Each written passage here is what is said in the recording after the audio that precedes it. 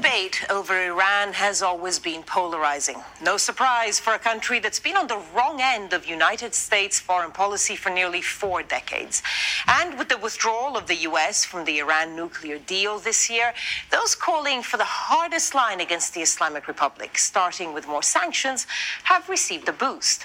On the other side of the debate, those pushing back against what many say is an agenda for regime change are reporting an online backlash the likes of which they've not seen before. However, the Twitter accounts doing the trolling may not be the organic opposition voices that they're made out to be. For all the accusations of disinformation and fake news from both sides, it's rare that we can point to facts, a location, and actual personnel explaining the modus operandi of an organized troll factory. The Listening Post's Will Young investigated this story, and the trail has led not to Tehran, Washington, D.C. or Riyadh, but to Tirana in Albania.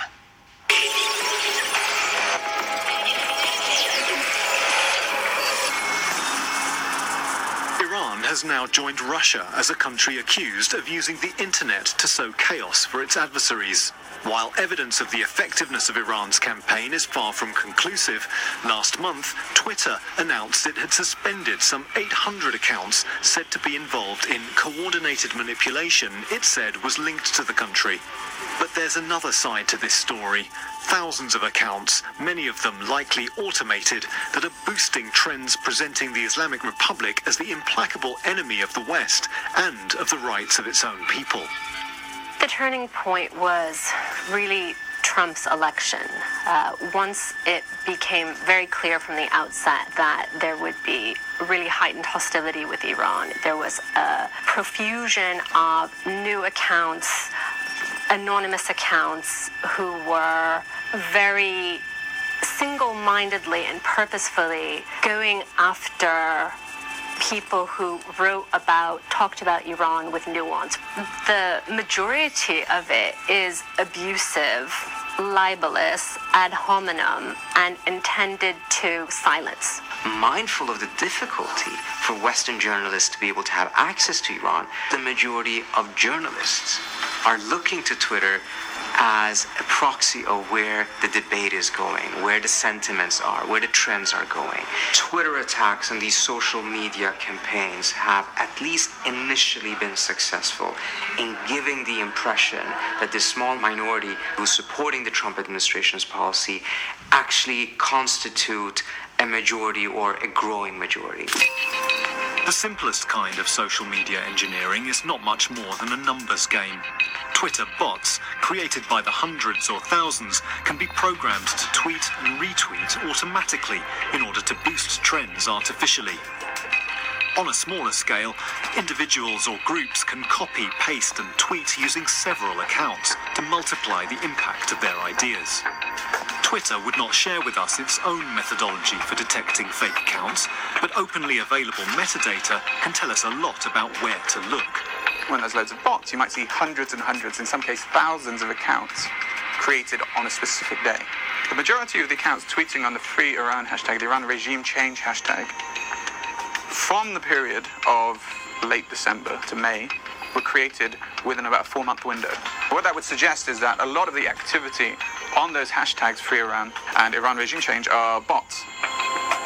But there's only so much you can discover online. So we followed rumours of an anti-Iranian government fake account factory to Albania. Between 2013 and 2016, the United Nations, at the behest of the United States, relocated some 2,900 members of an exiled Iranian opposition group calling itself the People's Mujahideen of Iran, or MEK as it's otherwise known, to this camp behind me, less than 1 hour's drive from the capital, Tirana. Former members of the group confirm that part of this heavily guarded facility is a troll farm dedicated to social media manipulation on an industrial scale. We would receive daily orders highlighting the main ongoing issues in Iran. For example, high prices, unemployment, poverty. We had to bring them to the attention of the world by tweeting them and blaming them on the Islamic regime in one way or the other. This was our duty on a daily basis in cyberspace. The Daily Order might tell us which newspapers had published a favorable news piece, or if a politician such as John McCain or John Bolton had spoken against the regime in an interview. We would then like the tweet and leave comments as if they genuinely came from people in Iran. Any piece of news that could be used to their benefit and against the Iranian regime would be gold, regardless of where it came from, whether it be Israel, the US, Trump, anyone. Our stance towards those who even slightly sided with the regime or were critical of our organization, such as Traitors, was that they were hirelings and puppets of the regime. We'd label them as exported soldiers of the mullah's regime who are enjoying themselves in America. Because of my platform, I have received a significant amount of Twitter attacks of this kind, but I am nowhere near being alone. This is actually a very pervasive phenomenon. The big victim of this is that we don't have a rational conversation about policy towards Iran, or even what the situation is like inside of Iran right now. Case in point, at the end of 2017 and the beginning of this year, a series of protests flared up in a number of Iranian cities. Hashtags promoting regime change spiked, shaping the narrative for many in the mainstream media. We now know that much of that online activity was externally engineered.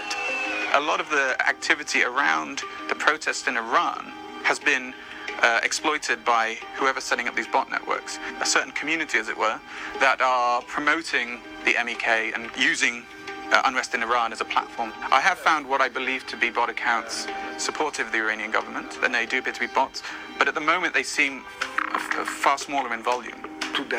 Our orders would tell us which hashtags to use in our tweets. There were popular hashtags such as national demonstrations or I will overthrow. They told us to use these hashtags to make them more active. It was our job to provide coverage of the protests by seeking out, tweeting and retweeting videos, as well as adding our own comments to them. Overall, I'd say that several thousand accounts are managed by about 1,000 to 1,500 MEK members. It was all very well organized, and there were clear instructions about what needed to be done. Any other online activities or web surfing were prohibited. They would tell us that the devices provided by the organization were like weapons, and our tweets were bullets to shoot at the enemy. So why waste them? The cult-like Mujahideen Khalq has almost no support in Iran. Many still remember the domestic terror campaign it ran in the years following the revolution, and how MEK forces fought alongside Saddam Hussein during the Iran-Iraq war. However, the organization has cultivated powerful friends abroad. Britain lifted its designation as a terrorist organization in 2008. The EU did the same in 2009, and the United States in 2012. After the MEK was forced out of Iraq, it was the US who brokered a deal to resettle them in Albania, where their social media campaign against the Islamic Republic continues. This activity is very much focused on the debate in the West, because I think the intention is in part to prepare public opinion in the West for whatever kind of regime change agenda Washington is pursuing. If the regime continues its nuclear aspirations, it will have bigger problems than it has ever had before. These MEK members, they have no way back. They are absolutely desperate and, are probably willing to get behind anything. It's not like what happens on social media stays there anymore. It filters its way into mainstream media. There is so much propaganda, so much fake news. It would take very little to create a wave of what looks like popular Iranian opinion against the government that's not necessarily real. The MEK did not agree to our request for an interview, telling us that plots involving agents of Iran posing as journalists made any contact impossible. That leaves only defectors stranded in Albania to tell the story of how keyboard warriors use and abuse social media to promote an agenda for regime change.